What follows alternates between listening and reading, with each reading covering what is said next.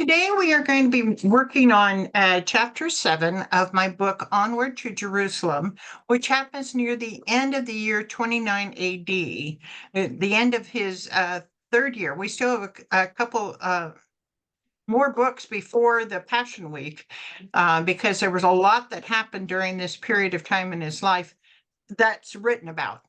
So for a review, I was going to go to the map on your page 3. To kind of see where we are at this point. We started with the disciples and Jesus in Caesarea Philippi.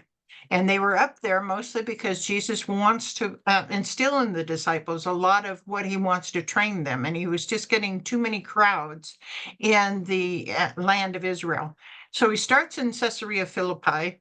That's when we have the story of the Transfiguration, where he goes up on Mount Hermon with James and John and Peter, and Moses and Elijah join him, and they talk about the end of his life on earth. And Peter and James and John see it and get all excited and want to build a shelter, and God kind of chastises them a little bit, and Jesus but Jesus comforts them. That's fine. I understand. Then they come down from the mountain and we have the story of how strong is your faith. And that's basically where they come, where the rest of the disciples are, which we think is Caesarea Philippi. And they are trying to heal a boy with a demon possession, under demon possession. The disciples can't heal him, and the teachers of the law argue with them as far as how to do it and these things. And then here comes Jesus. And this is the story where the father of the boy says, and Jesus asks,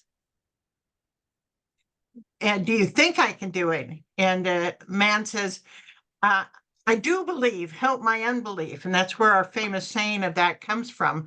And Jesus, of course, heals the boy. And that's pretty cool. And we do find out that the disciples couldn't heal the boy, both because of their faith wasn't as strong and also because it had the additional problem of being deaf. So it couldn't hear what they were saying. So that made it more complicated to remove that demonic spirit.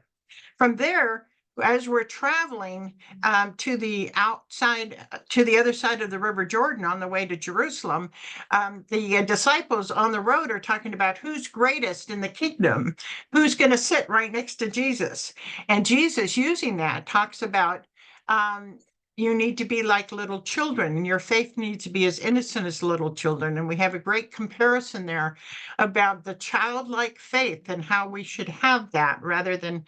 And also the idea of the greatest among you is the servant of you. And then we get this cute little story about paying the temple tax, where Peter and Jesus are together. We're thinking in Capernaum at Peter's house, and there's the time for the temple tax to be paid. Every male over the age of 20 has to pay the temple tax, with the exception of the priests, who actually are being paid by the temple tax and gets their money. Sorry. I got to turn that off now. Dang it. Anyway, I'll do that. And so Jesus kind of says, technically, I probably shouldn't even have to pay this since I'm the son of the father of the priest's house, but I will anyway. And so he sends Peter out to I'm going to do this before he calls again. Oops. There, okay.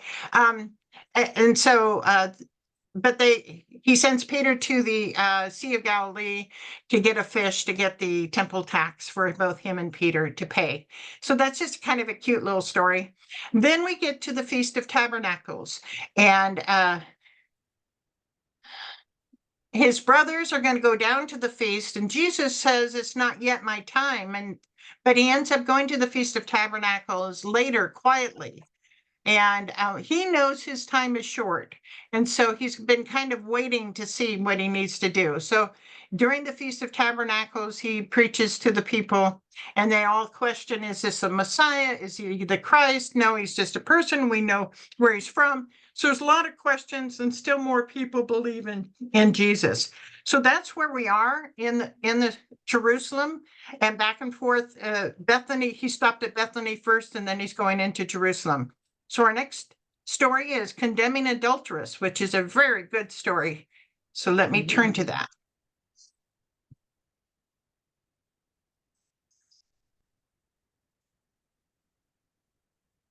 Let me turn to that. There he goes. Okay, Condemning an Adulteress. This happens in John 8, verses 2 through 11. At dawn, he appeared again in the temple courts where all the people gathered around him, and he sat down to teach them. So what time did he start his teaching? At dawn. Right. And where is he teaching? The temple courts. Right. It says again, what festival is just finished where he was teaching at the temple courts before? The Feast of Tabernacles. Right. And where did he come from this morning? Mount of Olives. Right. More than likely, he either prayed all night there or he stayed at Mary, Martha, and Lazarus' house in Bethany, which is near there. Was teaching in the temple courts risky at this time? Why or why not? Yes, because the Jewish rulers wanted to kill him. Right. Were people interested in what he had to say? Yes, all the people gathered around him. Right.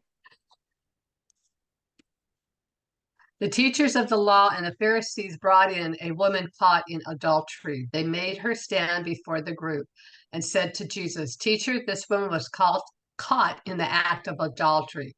In the law, Moses commanded us to stone such women. Now what do you say?" Well, and I wrote here, I know I'm a woman, but there's just so much wrong with this story. If you think about it, caught in the act of adultery. So where's the man in this story? I mean, you don't do adultery by yourself. How come the man isn't in part of it? And if they caught in the very act of the adultery, then they pre-planned to watch this act, which also was illegal. So it's kind of like, this story has so many problems to it, but they were such in an effort to test Jesus that they didn't think about how it represented itself, the whole story. Who did the teachers of the law and the Pharisees bring to Jesus? A woman who was caught in adultery. Right. And she's accused of adultery. Yeah. Adultery, It isn't that she was just accused of it, but she was caught in the very act of doing it. If she was caught in the very act, since it takes two to commit adultery, why isn't the man she committed it with here too? That's true. The man should be. But she was probably a prostitute, is probably what she was. Yeah. And, so the honor of the man, that's one thing, but she's already a prostitute with a bad reputation. So let's use her. It was a concept. What is the punishment for adultery? Death. Yeah, death by stoning, actually. But yeah. In verse 5, they use the word woman, E-N, not woman, A-N. Who are they referring to? Prostitutes. Yeah, prostitutes. They are referring to prostitutes and using her as an example. And it's easy to pick on them because they are, everybody, looks down on them. So it's easy to pick on them and use her as an example.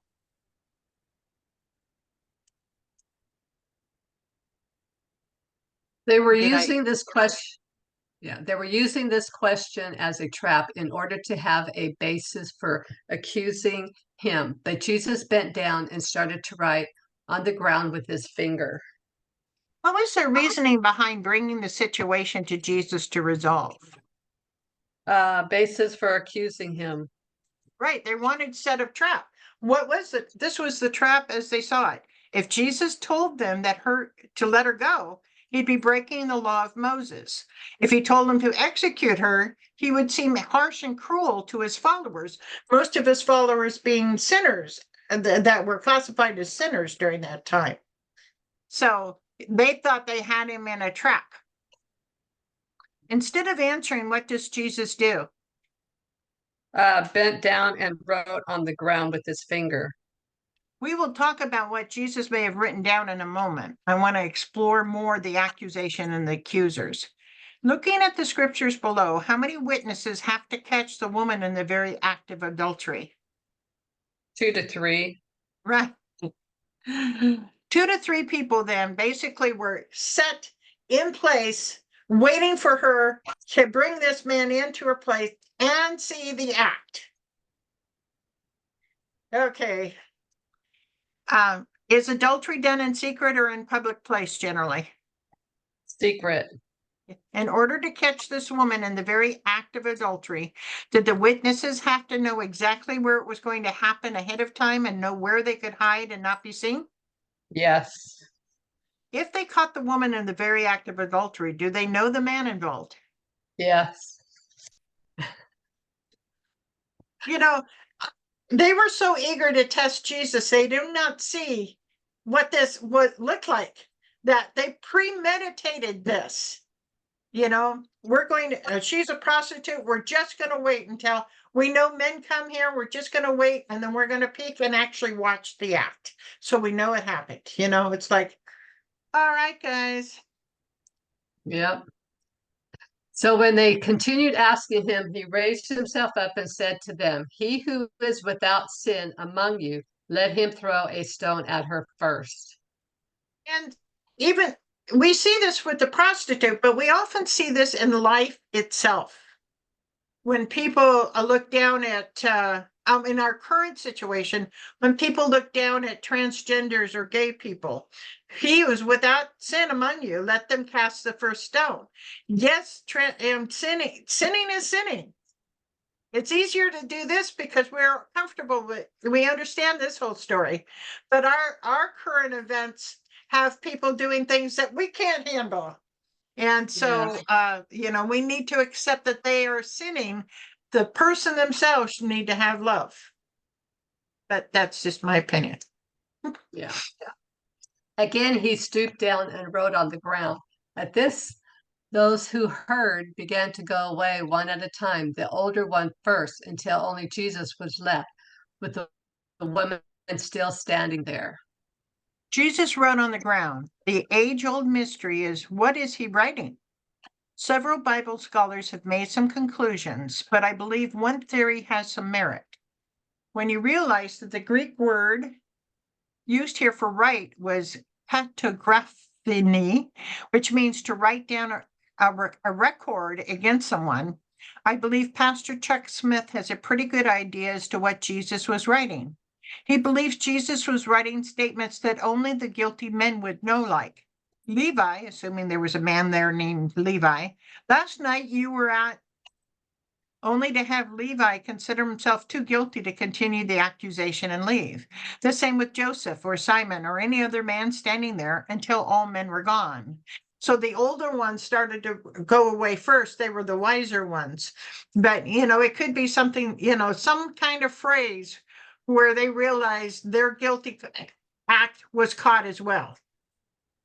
And so there are no more innocent than this lady is. So eventually they all disappear. According to Jesus, who was to throw the first stone at the woman? Who is without sin? Right. Did Jesus look at each man or go back to writing on his ground? Go back to writing on the ground. Did Jesus look at the woman that was brought to him? No. Which type of man started to walk away first? The older ones. How many of the men walked away instead of pursuing the questioning? All of the men. Does this mean the woman was not guilty of the crime she was accused of? No. Jesus straightened up and asked her, "Woman, where are they? Has no one condemned you?" "No one, sir," she said. "Then neither do I condemn you," Jesus declared. "Go now and leave your life of sin." Right. This is easy for us to see Jesus do, hard for us to do in reality. It's hard for us to go to a transgender and say, I don't condemn you, but leave your life of sin. Because we want to condemn them. They're sinning. They're blatantly sinning. But that's not how Jesus did it. Mhm. I may be fighting against the goad here with that, but there you go. Did every accuser of the woman leave? Yes. Did anyone condemn the woman? No. How do we know that she committed the act of adultery? Jesus said, leave your life of sin. Right. Again, we get the impression that she is a prostitute rather than this adulterous act was one-time occurrence. What tells us this? Leave her life of sin. Right. Exactly. So we know that this is a life of sin, not just an occurrence. Mhm. Did Jesus go against the law of Moses? No. Why or why not? He was only one witness. Right. Did Jesus in any way accept the sinful behavior of the woman? No. So do we all sin? Yes. Were the Pharisees and teachers of the law open and remorseful of their sins? No. Was the woman arrogant about her sin? No. Which group, the woman or the Jewish rulers, were more open to hear what Jesus had to say? The woman. Even in this horrible situation, brought a woman open to believing Christ. Pretty cool. Yeah. So this one's a short one, but I think the next one's a long one. Yeah. So 3, the punishment for adultery was to be put to Yeah. death by stoning. 6, Jesus wrote on the ground with his finger. 7, according to Jewish law, you need 2 or 3 witnesses to accuse someone of a crime. 9, the teachers of the law and the Pharisees called Jesus teacher. And 10, what time of day is this story? Dawn. Yeah. 1 down. As the man walked away, it was the older ones who left first. 2, he who is without sin among you cast the first stone. 4, the teachers of the law and the Pharisees brought a woman caught in adultery. Yeah. And 5, where are they? Has no one condemned you? Right. And 8, this story appears in the temple courts. Right. So yeah, a very interesting, fascinating story.